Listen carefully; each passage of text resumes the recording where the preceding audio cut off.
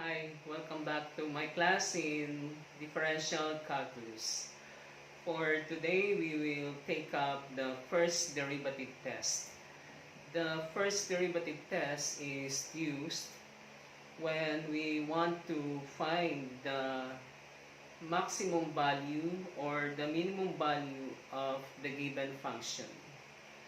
Suppose the given function is y is defined by y equals f of x. This notation means that y is a function of x. That means x is the independent variable and y is the dependent variable. And before we got to the steps in the first derivative test, I would like to explain the difference between local extremum and absolute extremum or global extremum. Suppose this is the graph of the function y equals f of x in the Cartesian plane, and we take the whole set of real numbers as the domain of the function y equals f of x.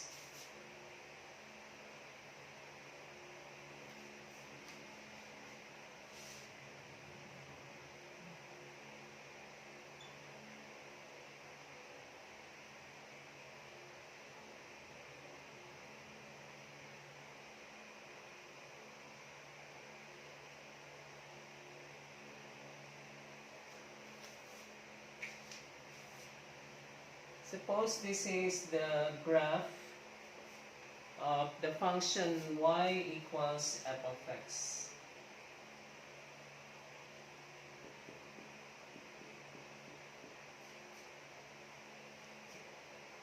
And this is the origin, the intersection of the x-axis and the y-axis.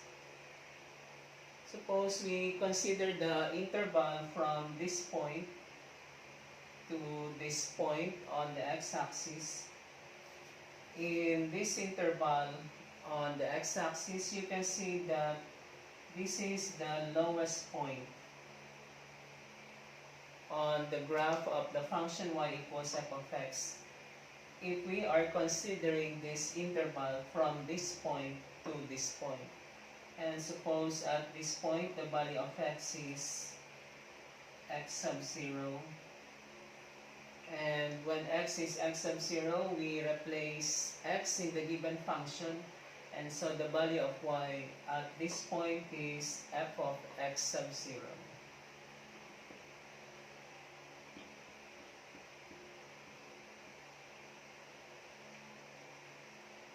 This point is what we call a local extremum. In particular, the function has a local minimum at this point, considering the interval from this point to this point. Or the function has a minimum value of f of x sub 0 when x is x sub 0. And this point in the interval from this point to this point is a local extremum, particularly a local minimum. Suppose we consider the interval now from this point up to this point. From this point up to this point. Again, you can see from the graph of the function y equals f of x from this point up to this point, which is this part of the graph. You can see that the function y equals f of x has the highest point at this point on the graph of y equals f of x in the interval from this point up to this point. And suppose at this highest point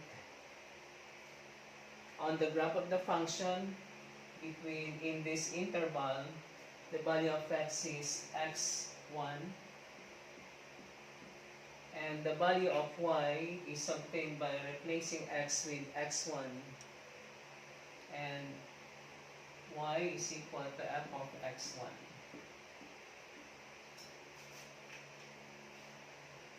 Considering this interval, we say that this point is the local extremum also. In particular, it is a local maximum point. Or we say that the function y equals f of x has a local maximum when x is x1 in the interval between this point and this point. And the maximum value of the function in this interval is f of x1. And we call this point a local maximum. It's another local extremum in this interval. Now we consider the interval from this point on the x-axis to this point.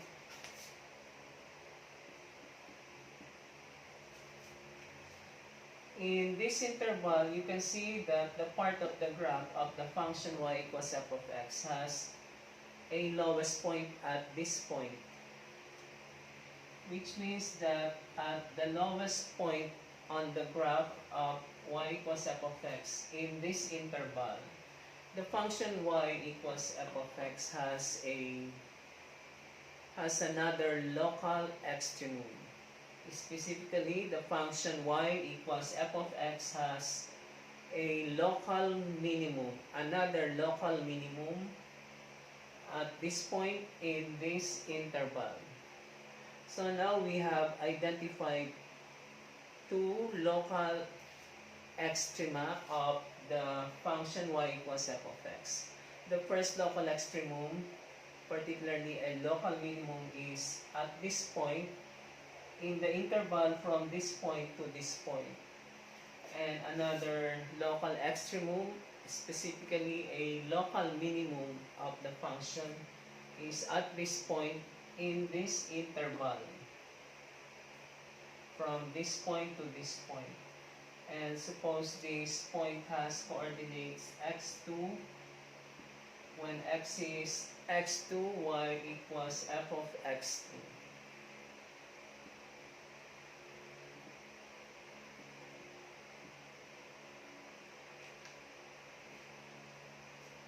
So this lowest point in this interval is a local extremum, particularly a local minimum. This highest point in this interval is another local extremum. In particular, it is a local maximum. This lowest point on this part of the graph of the function in this interval is another local extremum. In particular, it is a local minimum. Now, suppose we consider the interval from this point to this point.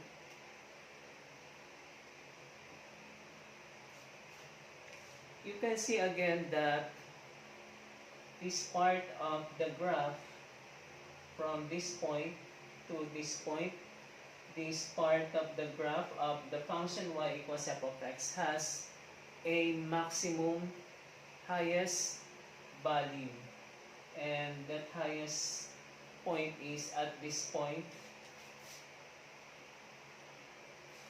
At this point, there is a value of x. Suppose that value of x is x3. When x is x3, the value of the function is obtained by replacing x with x3.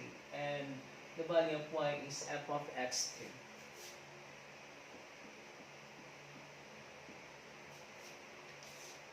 This is another local extremum, specifically a local maximum of the function y equals f of x if you are considering the interval from this point to this point on the x-axis.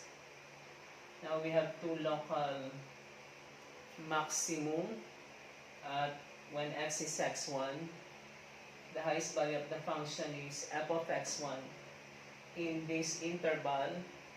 Another local maximum is this point when x is x3, the highest value of the function is y equals f of x3 in this interval. Now consider the interval from this point to this point on the x-axis. And look at the graph of the function from this point up to this point. You can see that the graph has a lowest point at this point. And suppose the coordinates of this point are x4 and f of x4.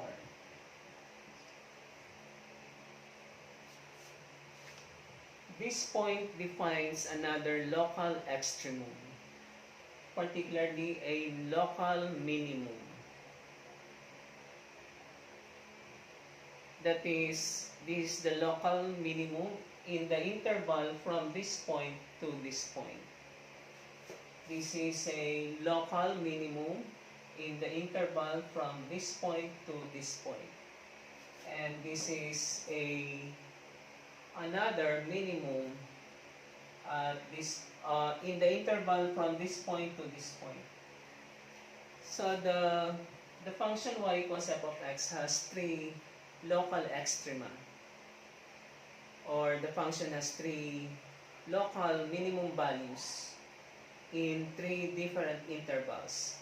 In this interval, the minimum value of the function is y equals f of x sub 0. In this interval, the minimum value of the function when x equals x2 is f of x2. In this interval, the minimum value of the function when x equals x4 is f of x4. Now, consider this interval from this point to this point.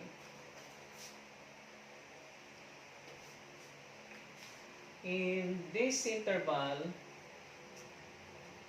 from this point to this point, the graph, as you can see, has a highest point. And that highest point is this point. Suppose this point has coordinates x5.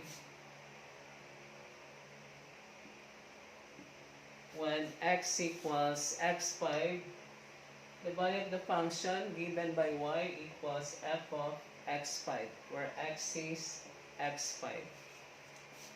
X sub 5, f of x sub 5. This highest point is another local extremum of the function. It is another local maximum if we are considering the interval from this point to this point. So in this graph of the function y equals f of x, the function has three local maximum values. At this point when x is x1, at this point when x is x3, and at this point when x is x5. Also, the function y equals f of x with this graph has three local minimum values in this interval when x equals x sub 0, in this interval when x equals x2, and in this interval when x equals x5. Now, what is meant by absolute extremum or global extremum? Consider these three local maximum values of the function in these intervals. Or if we consider the entire domain of the function y equals f of x, which is the whole of the real numbers, you can see that the highest point in the entire graph of the function is this point, x1, f of x1. This point is known, this point gives us the absolute maximum value of the function, or the global maximum. It is the the maximum value of the function, the largest value of the function among the local maximums, or the absolute extremum is the absolute maximum is the highest among the local extremum or local extrema.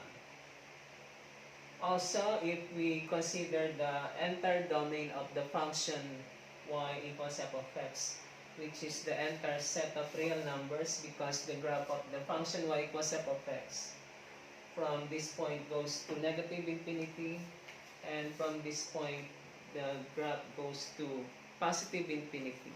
So the function y equals f of x from its graph is defined for all set of real numbers, for all numbers in the set of real numbers. And if we are considering the entire domain of the function, you can see that the lowest point on the graph of the function y equals f of x is this point.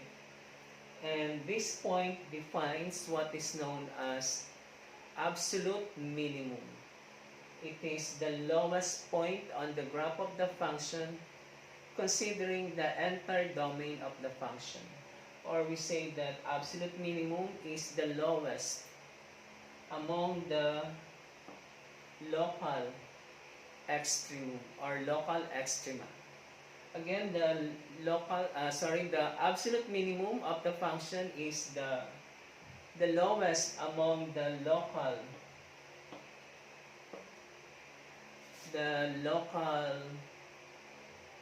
extrema. We have three local extremum or extrema at this point for this interval. At this point, we have the local minimum for this interval, and at this point, we have another local minimum for this interval. And among these three local minimum, the lowest is this point. So for the entire domain of the function, this is the absolute minimum, and the absolute maximum is this point, the highest among the three local extrema. Now we will discuss the steps for the first derivative test that will allow us to find the local extrema of to find the local extrema as well as the absolute extrema of the given function.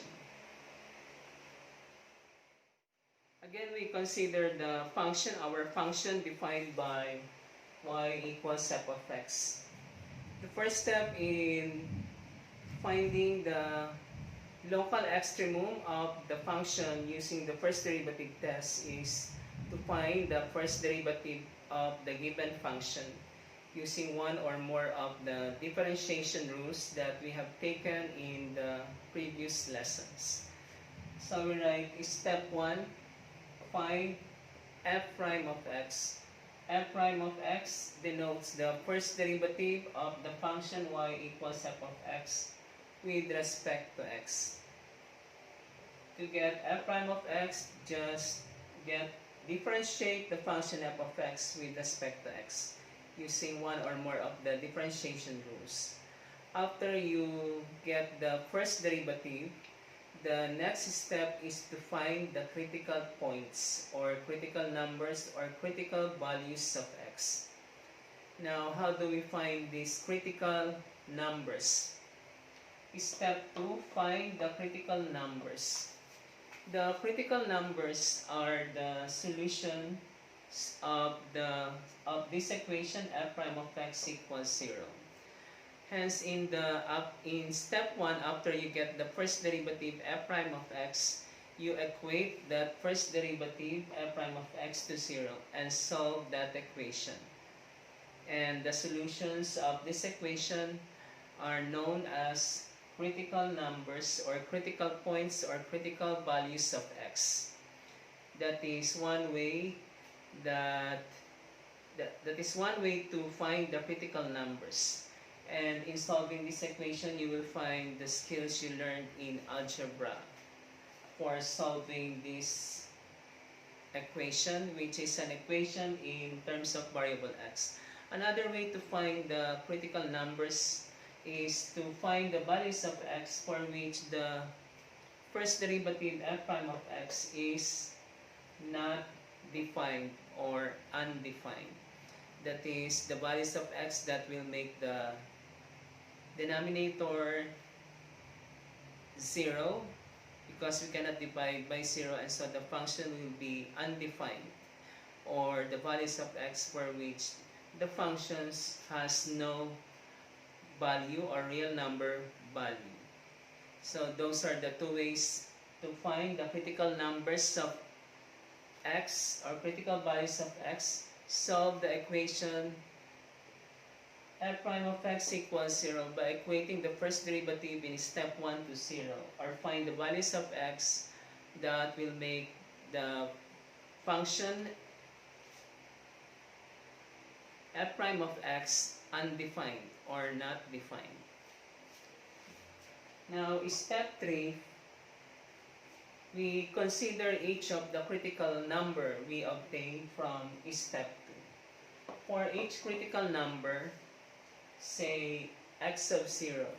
So x sub 0 here is a critical number, which means that it is either a solution of this equation f prime of x equals 0, or it is a value of x that will make this the function f prime of x undefined or not defined. For each critical number, we assign a value of x that is less than or is smaller than x sub 0. And we also assign another value of x that is greater than the critical number x sub 0.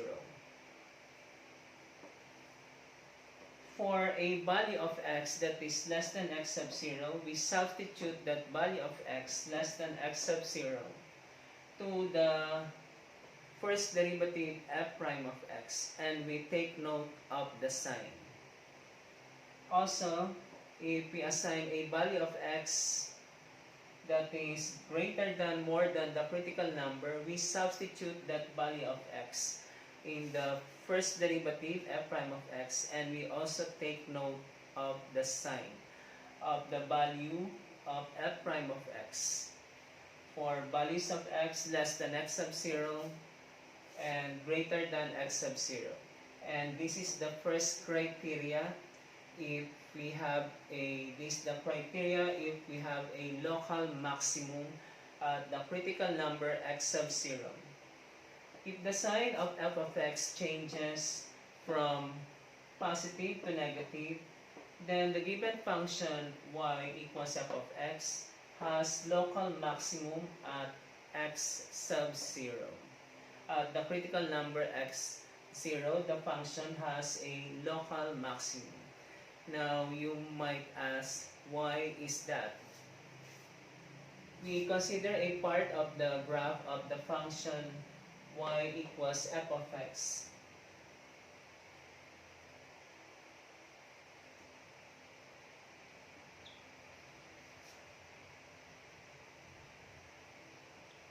Suppose this is part of the graph of the function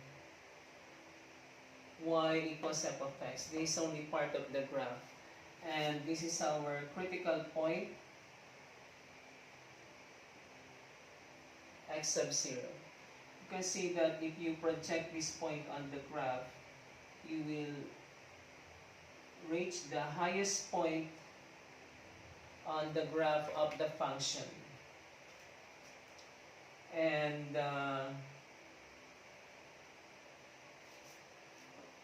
if you take a value of x less than x sub 0, that value of x can be any number to the left of x sub 0.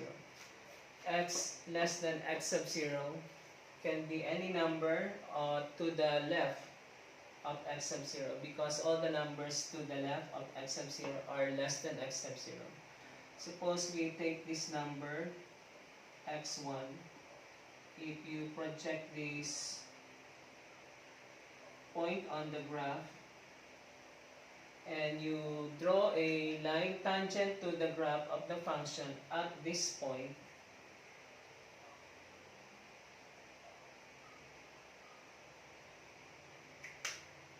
this line is tangent to the graph of the function y equals f of x at x equals x1.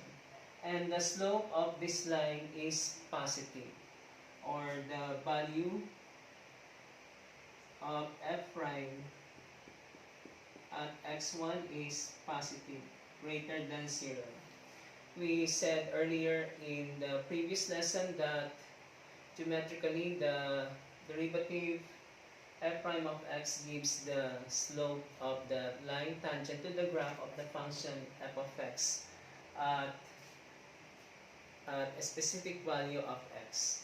So the value of the first derivative of f prime of x evaluated at this value of x equals x1 is the slope of this tangent line, the slope of this line tangent to the graph of the function at x equals x1. And this slope f prime of x1 is positive, greater than 0. Now x1 is less than x sub 0. x1 here is that particular value of x that is less than x sub 0. Now we take a number, a value of x greater than our critical number x sub 0. And this value of x can be any number to the right of x sub 0, because all the numbers to the right of x sub 0 are greater than x sub 0. Suppose we take this point x2. Now x2 is greater than x sub 0, as you can see from here. If we project this point to the graph of the function and we draw a line tangent to the graph of the function at this point when x is equal to x2, the slope of this line tangent to the graph of the function at x equals x2 given by f prime of x2 is negative, or the slope is less than 0. So this graph tells us that if we have a local maximum at the critical number x equals x sub 0 in the interval from x1 to x2, the slopes of the line tangent to any point, to any value of x to the left of x sub 0 are positive. And the slopes of the line tangent to the graph of the function y equals f of x, for any value of x greater than x sub 0, the slopes of the lines, the tangent lines, are negative. Thus, if you consider this part of the graph of the function y equals f of x as a hill, as you go up the hill, the slopes of the tangent line are positive. And as from this maximum point, the highest point on the hill, and you go down the hill, the slopes of the tangent lines are negative. That is why we have a local maximum at x sub 0, because the signs of the first derivative f prime of x changes from positive if you going up the hill and reaching the maximum, and then you go down the hill, the signs of the slopes of the lines change from positive to negative. Now, what about the criteria for local minimum?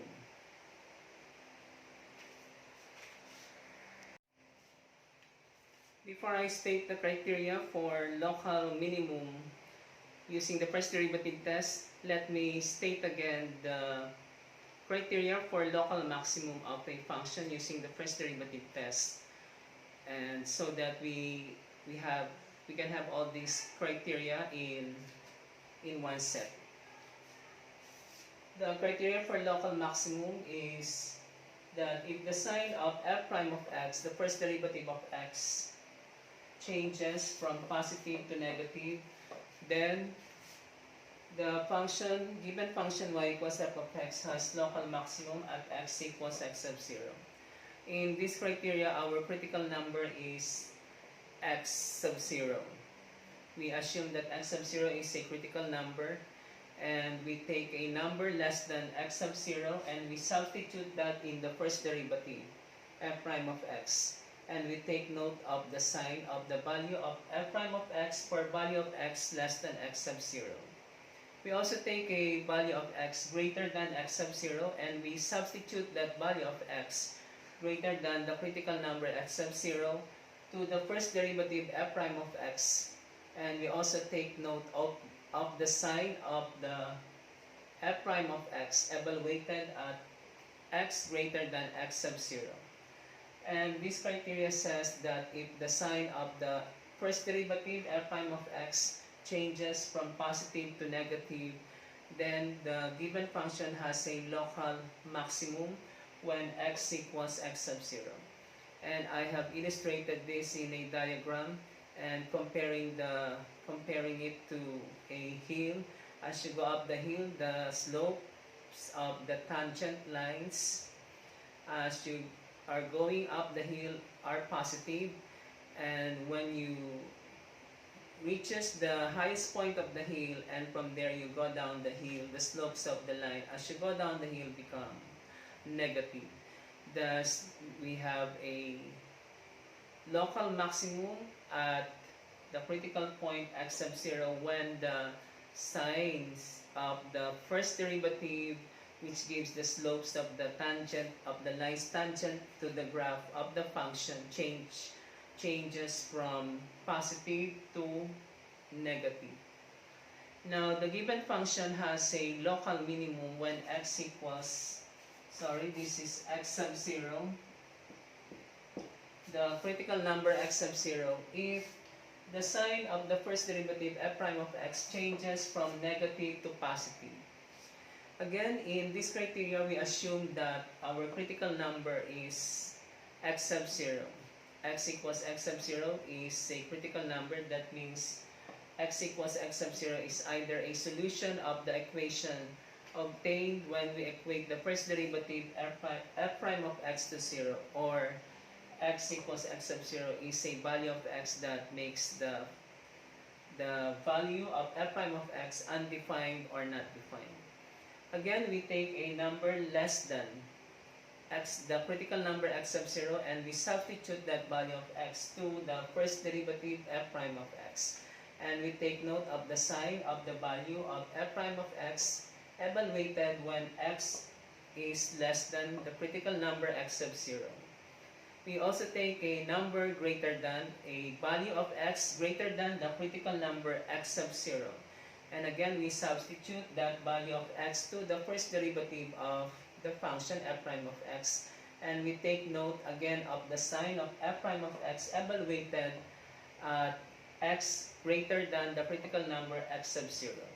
And if the sign of the first derivative f prime of x changes from negative to positive, then the given function has a local minimum when x equals x sub 0. And why is that? Again, I would like to illustrate that in a geometrically or in a diagram. Again, we suppose that this is a part of the graph of the given function y equals f of x. This is part of the graph of the function y equals f of x. And from this interval, from this point to this point, you can see that we have this lowest point, and this is the local minimum of the function in this interval from this point to this point on the horizontal axis. and this local minimum point has coordinates x sub 0 and f of x sub 0. If we take a number, this is x sub 0 on the horizontal axis. If you take a number less than x sub 0, that is any number to the left of x sub 0, any value of x to the left of x sub 0 are less than x sub 0. Suppose we take this number and at this point on the graph of the part of the graph of the function y equals f of x, at this point x is x1, we draw a line tangent to the graph at this point.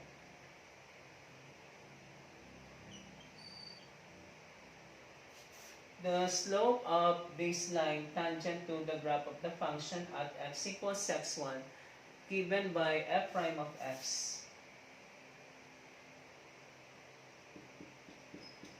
is less than 0, or the slope of this line tangent to the graph of the function y equals f of x at x equals x1 is negative. And geometrically that slope is given by the derivative of the function f of x evaluated at x equals x1, and that f prime of x evaluated at x equals x1 is less than 0 or negative.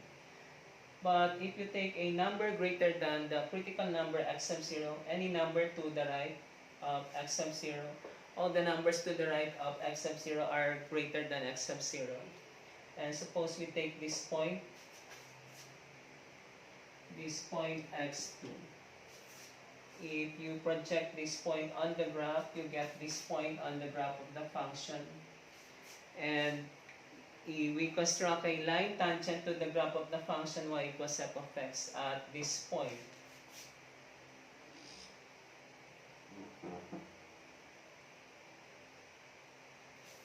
That's the tangent line, tangent to the graph of the function y equals f of x at x equals x2.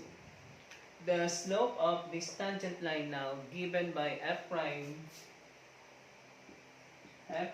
of x evaluated at x2 is positive. The slope of this line tangent to the graph of the function y equals f of x at x equals x2 is given by f prime of x evaluated at x2. And this value of the function f prime of x at x2 is positive. And that's the slope of this tangent line. Hence, all the lines tangent to the graph of the function for any point on this graph of the function, any value of x that are less than x sub 0 are negative. And the slopes of the tangent of the lines tangent to the graph of the function y equals f of x for any x greater than x sub 0 are positive. Hence, we have a local minimum at x equals x sub 0 when the sign of f prime of x changes from negative to positive. And we have a local minimum when the sign of the derivative f prime of x changes from negative to positive. And this can be compared to a valley. As you go down the valley, the slopes of the tangent lines are negative, but from the lowest point on the valley and you go up from the lowest point of the valley, the slopes of the tangent lines are positive. Now, suppose you take a value of x less than the critical number x sub 0, and you substitute that value of x to the first derivative f prime of x, and you take note of the sign. And then you get you assign another value of x now greater than x sub 0, and you substitute that value of x to f prime of x, and you take note of the sign. And you notice that there is no change in the sign of the first derivative f prime of x evaluated at values of x less than the critical number x sub 0 and greater than the critical number x sub 0. Both signs are either positive or both signs are either negative. Then in that case, you conclude that there is no local extremum at the critical number x equals x sub 0 if there is no change in the signs of the first derivative f prime of x. That means if there is no change in the sign of f prime of x evaluated at a value of x less than the critical number x sub 0 and at a value of x greater than the critical number x sub 0, then the given function has neither a local maximum nor a local minimum. And we formally state that criteria: if sign of f prime of x does not change, then the given function y equals f of x has no local extremum at x equals x sub 0. Now we will take a particular example to illustrate the first derivative test using the function y equals 3x squared plus 6x plus 5. And for this first example, we will sketch the graph to verify and confirm our solution. For our first example, consider this function defined by y equals 3x squared plus 6x plus 5. We will find the local extremum of this function, which is either a local maximum or a local minimum. You notice that this function is a quadratic function in x, and the graph of quadratic function is a parabola, which you must have taken from your course in analytic geometry. And if the quadratic function is quadratic in x, like in this example, the graph is a parabola that is either open upward or open downward. If the parabola opens downward, then the function must have a local maximum. But if the graph of quadratic function in x is a parabola that opens upward, then the function must have a local minimum.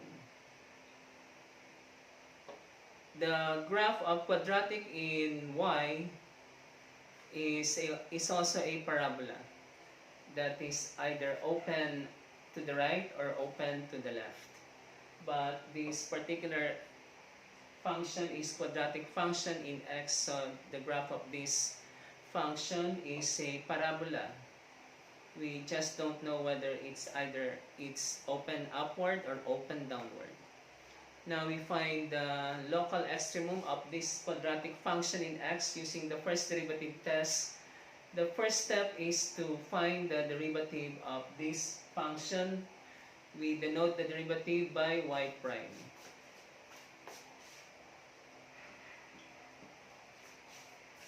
And using differentiation rules we have taken before, derivative of the y prime is the derivative of 3x squared plus 6x plus 5.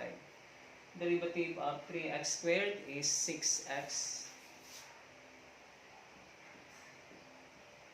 plus derivative of 6x is 6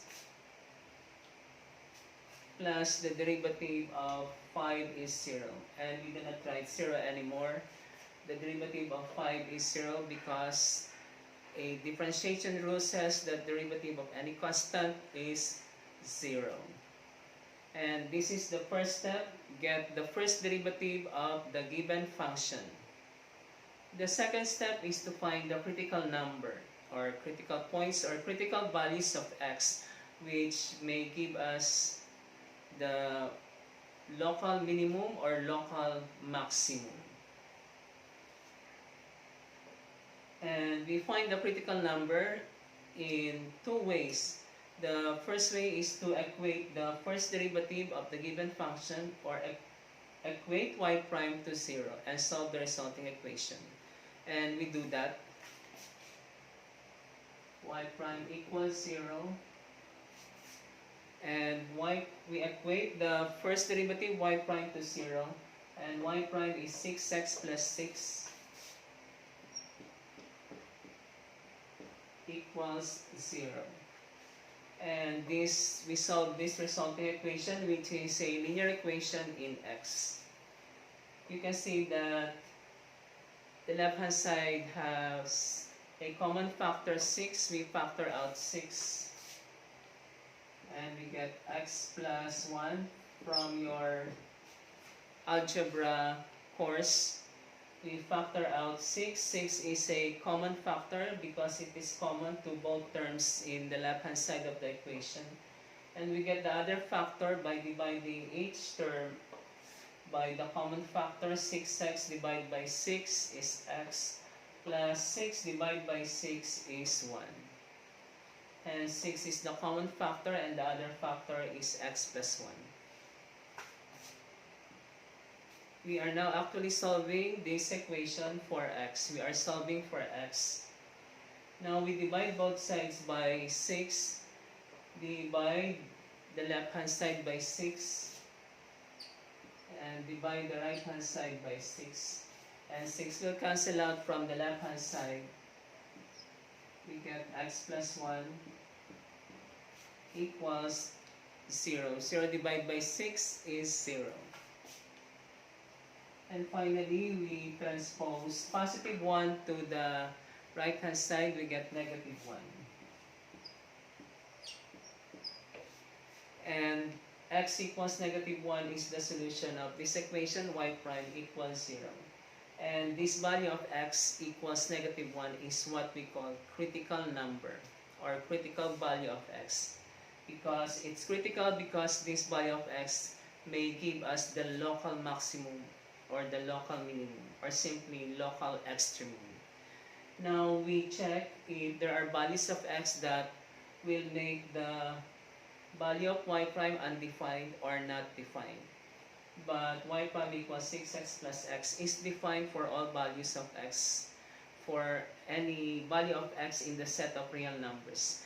That is 6x plus 6, or y prime is defined over the set of real numbers, for all real numbers. So there are no values of x that will make y prime undefined or not defined. That means that we only have one critical number, which is x equals negative 1. Now, step 3, we will now assign a value of x. Actually, we will assign two values of x. One value of x is less than negative 1, and the other value of x is greater than negative 1. Now, I will assign a value of x equals negative 1. Any real number less than negative 1 will do. But to simplify, I will assign x equals negative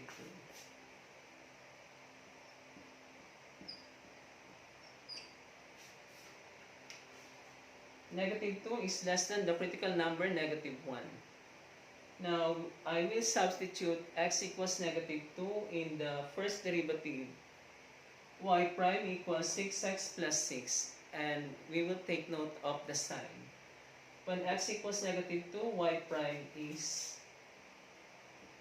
6 multiply, y prime is 6 multiplied by x. X is negative 2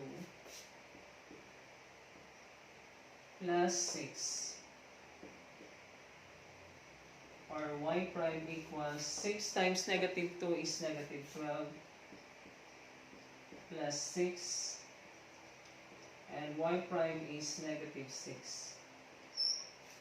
The sign of the first derivative of the function is negative 6 when we take x equals negative 2, which is less than the critical number negative 1. Now we assign another value of x, but this time that value of x is greater than the critical number -1. And you can assign any number to x, any number greater than -1 to x. And to simplify, I will take x equals 0. 0 is greater than -1. When x equals 0, you substitute x equals 0 again to the first derivative y prime equals 6x plus 6. When x equals 0, y prime equals 6 multiplied by x 0 plus 6. We have y prime equals 6 by 0 is 0 plus 6 is 6. Hence the sign, the first derivative y prime is positive when x equals 0.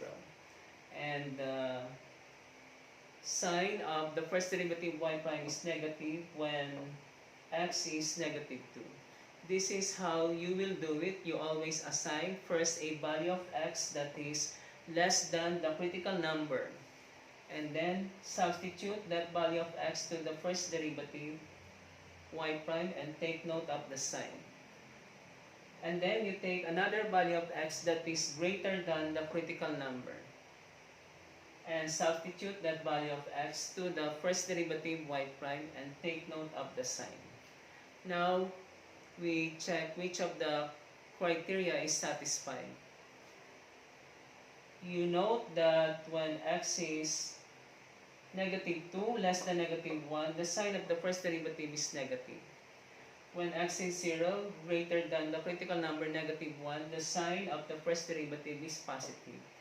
Hence there is a change in the sign of the first derivative y prime from negative to positive. Therefore, our conclusion is that the function y equals 3x squared plus 6x plus 5 has local minimum.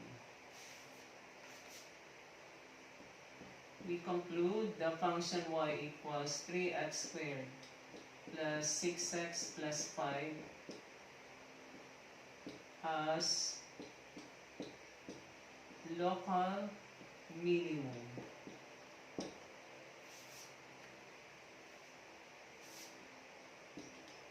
Minimum value when x equals -1.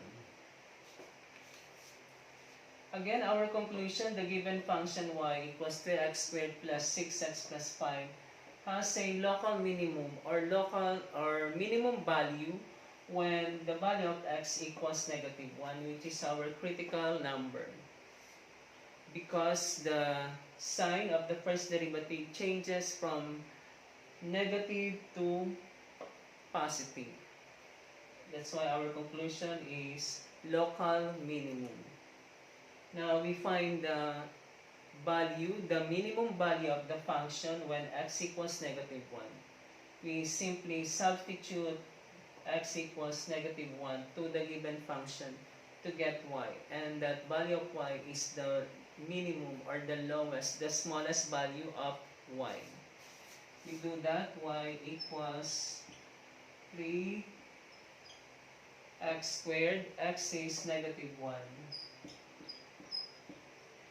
plus 6 multiplied by -1 plus 5.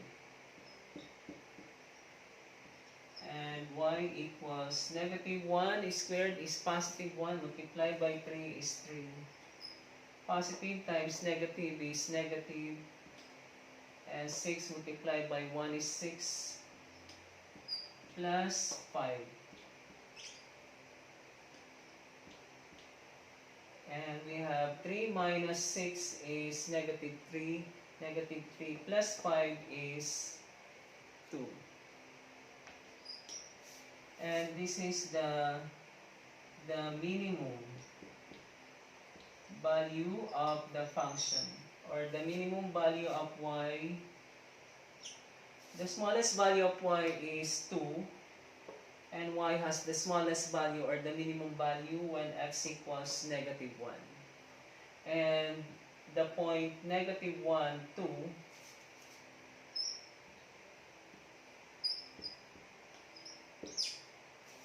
geometrically the point negative 1, 2 is the lowest point on the graph of this function y equals 3x squared plus 6x plus 5. And we will sketch now the graph of this function to verify or confirm that this point negative 1, 2 is really the lowest point on the graph of this function. And we said earlier that a quadratic function in x, the graph is a parabola that is either open upward or open downward. And since if this point negative 1, 2 is the lowest point on the parabola, which is the graph of this quadratic function in x, then the parabola must be open upward. So to sketch the graph of this quadratic function in x, we should write it in a standard form of this form. We have y minus k equals p times x minus h squared. We should, to sketch the graph of this given function, we should write this equation in this form: y minus k equals p times quantity x minus h squared, where the point with coordinates hk is the vertex. Vertex at the point hk. And the sign of this number p here in the coefficient of quantity x minus h squared will tell us whether the parabola is open upward or open downward. If the value of p is positive, that is greater than 0, then we say the parabola is open upward. If the value of p is negative, that is less than 0, then the parabola is open downward. Now we write this equation in this form. The first step is we transpose positive 5 to the left hand side so that we can get k. Transposing positive to the left, we take the opposite sign of 5 and it becomes negative 5. We have y minus 5 is equal to 3x squared plus 6x. 3x squared plus 6x.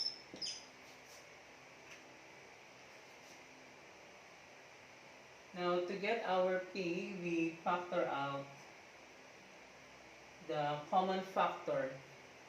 Now, we make the coefficient of x. If you expand x minus h squared, the coefficient of x is positive 1. So, the next step after you transpose the constant to the left-hand side is to make the coefficient of x squared positive 1.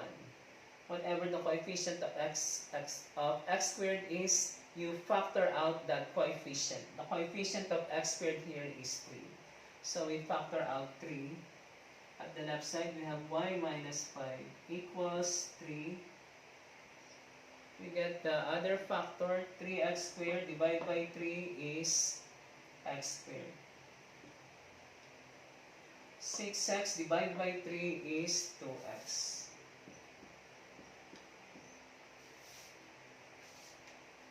The third step is to make the expression in the open-close parenthesis a perfect trinomial. And to make this a perfect trinomial, we add a third term to this binomial to make it a trinomial that is perfect. And the number to be added is 1/2. The coefficient of x to the power 2. Again, to make the expression inside the quantity a perfect trinomial, we add a term to this binomial. We add a third term to make it a trinomial, and the term to be added is always equal to the square of 1/2. Always square, always 1/2. Square of 1/2 of the coefficient of x. You must have taken this in your course in analytic geometry before. And if you remember this well, this must be very easy for you to sketch the graph of this quadratic function in x. We have, again, to add a third term to make this a perfect trinomial. The third term must be added to the quantity inside the open-close parenthesis. And the term to be added is equal to the square of 1/2, always square, always 1/2, of the coefficient of x, which is 2. And 1/2 multiplied by 2 is 1. 1 squared is 1. We add 1 to x squared plus 2x. We add 1 plus 1. And x squared plus 2x is now a perfect trinomial. So the new right hand side is 3 multiplied by x squared plus 2x plus 1. We have added 1 in the binomial x squared plus 2x, and we get the trinomial x squared plus 2x plus 1. And this trinomial is now perfect, which means that it can be written as a square of binomial. But to maintain the equality of the equation, we must add a constant to the left-hand side. Now, if you distribute 3, if you remove the grouping symbol by multiplication, by property of multiplication over addition, the constant that we actually have added to the right-hand side is 3 multiplied by 1, 3. It's not really 1. We added 1 inside the quantity, but if you multiply that 1 by 3, what we have actually added is 3. So to maintain the equality, we add 3 to the left-hand side of the equation. Why 3? 3 multiplied by 1 is 3. Now the left-hand side is y minus 5. Y minus 5, we add plus 3. Now we simplify the left-hand side, and we express this trinomial as a square of binomial.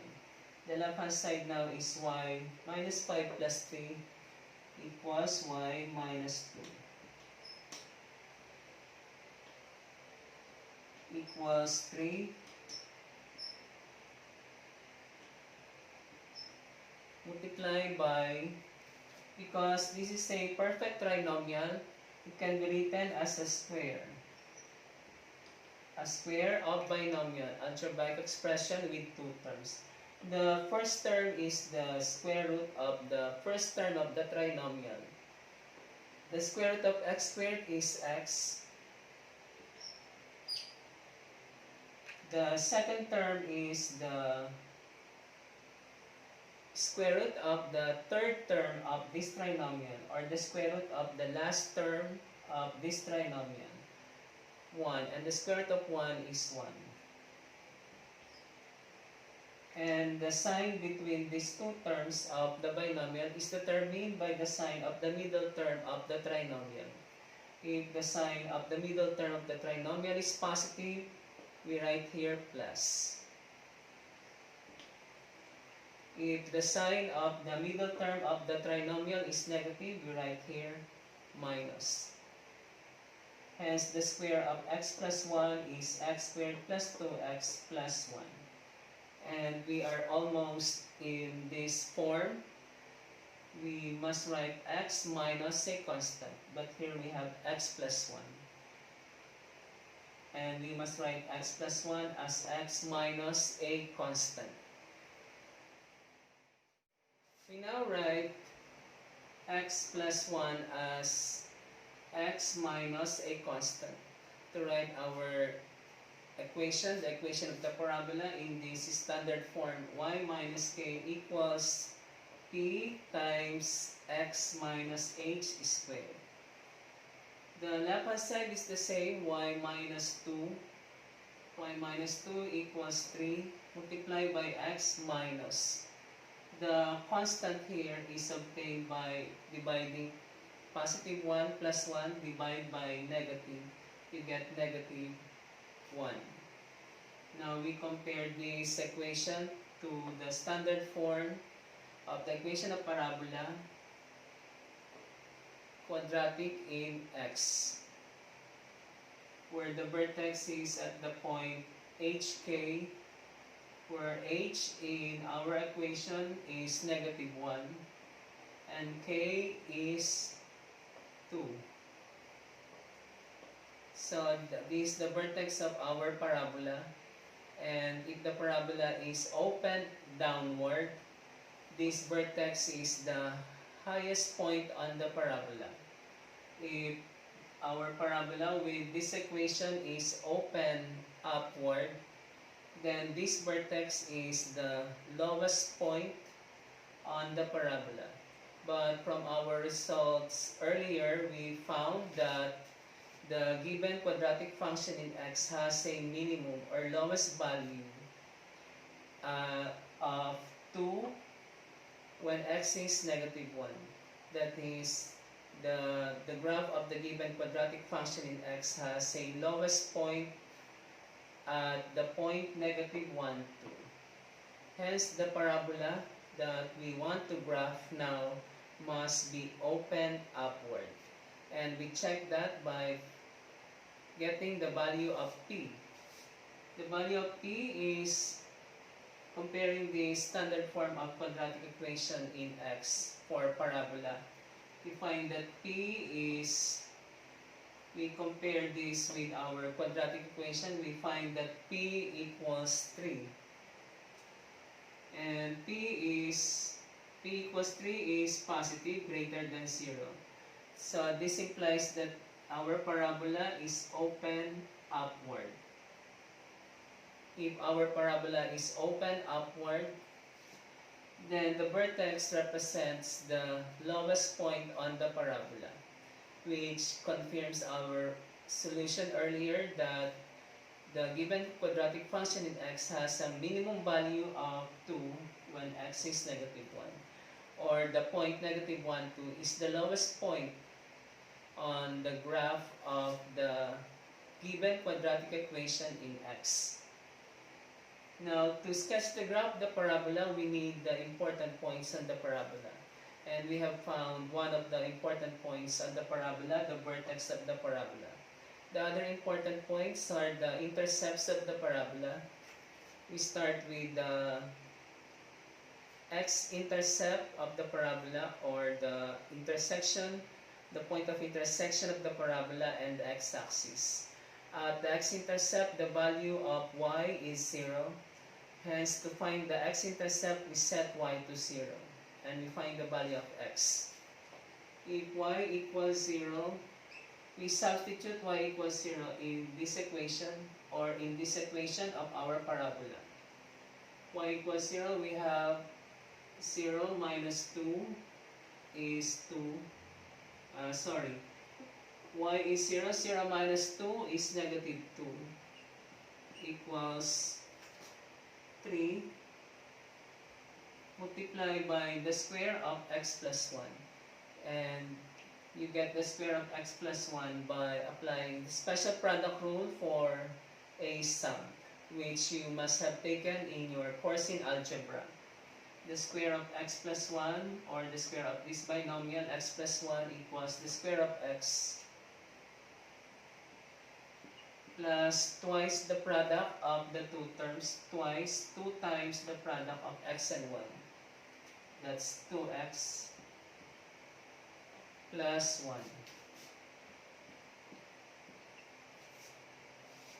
And we simplify. 3 multiplied by x squared is 3x squared. 3 by 2x is 6x. 3 by 1 is 3. we transpose negative 2 to the other side, we take the opposite sign of negative 2, we get positive 2 equals 0. We combine the like terms, we have 3x squared plus 6x plus 3 plus 2 is 5 equals 0. Our equation is a quadratic equation in x. And if this is factorable, that's the easier method to use to solve for x from this quadratic equation in x. But I will solve this by quadratic formula given by, in terms of x equals negative b plus or minus the square root of b squared minus 4ac divided by 2a, where a is the coefficient of the quadratic term or coefficient of x squared, 3. The b in the quadratic formula is the coefficient of the linear term, the coefficient of x, 6. And c is the constant term, 5. If you have minus 5 here, then c is negative 5. And we substitute these values of a, b, c in this quadratic formula. We have x equals negative of b is 6, negative of b is negative 6, plus or minus the square root of b squared, b is 6, 6 squared is 36, minus 4ac. A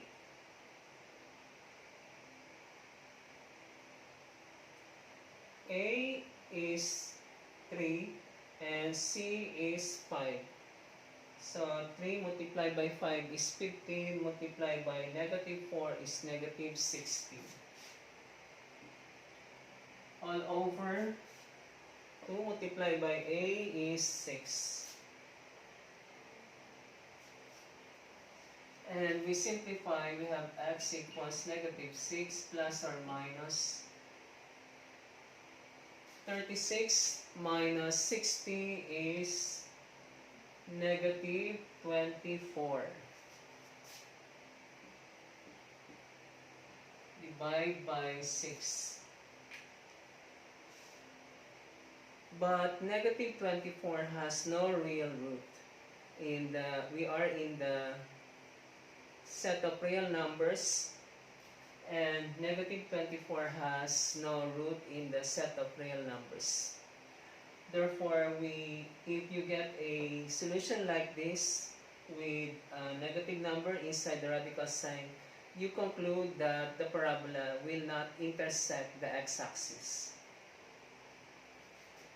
So our conclusion is that there is no x-intercept.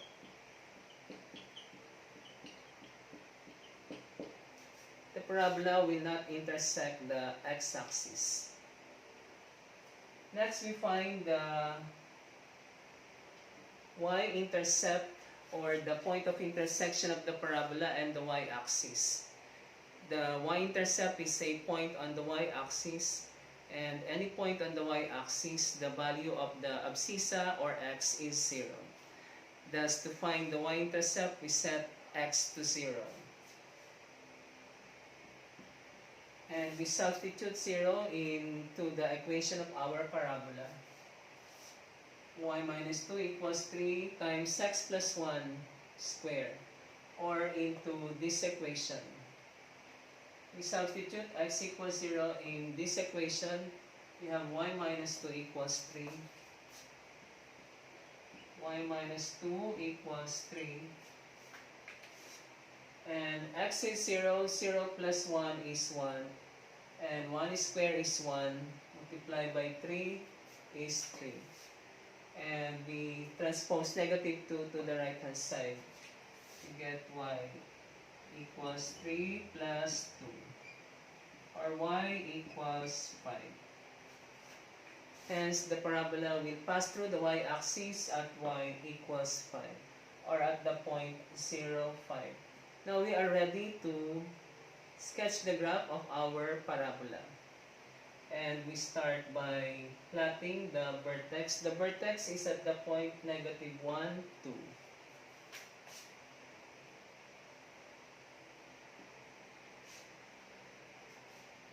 We draw the parabola in the Cartesian plane where the vertical axis is labeled x. The horizontal axis is labeled x. And the point of intersection of the two axes is denoted by 0, known as the origin.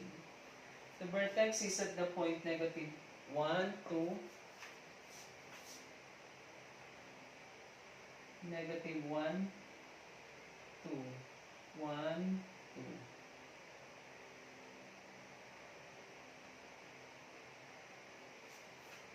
That is the vertex with coordinates negative 1, 2. The parabola will not intersect the x-axis because negative 1, 2 is because the parabola is open upward. The vertex negative 1, 2 is the lowest point of the parabola. And so from this point the parabola is open upward. Thus, the parabola will not intersect the x-axis. That is why there are no x-intercepts. But the parabola will pass through the y-axis at y equals 5. So we plot this point, 5 on the vertical axis, 1, 2, 3, 4, 5.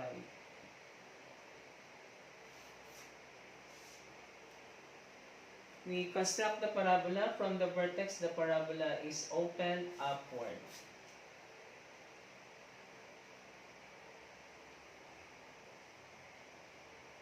And the parabola is symmetric with respect to a vertical line passing through the vertex.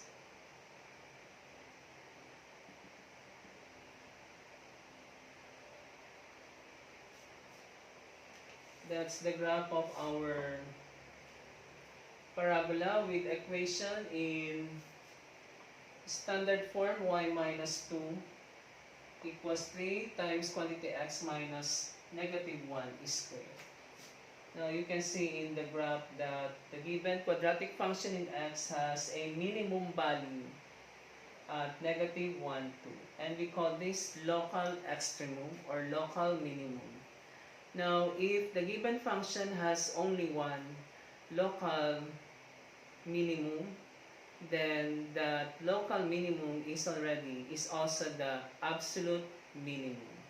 Hence, this local minimum of the given quadratic function is also the absolute minimum.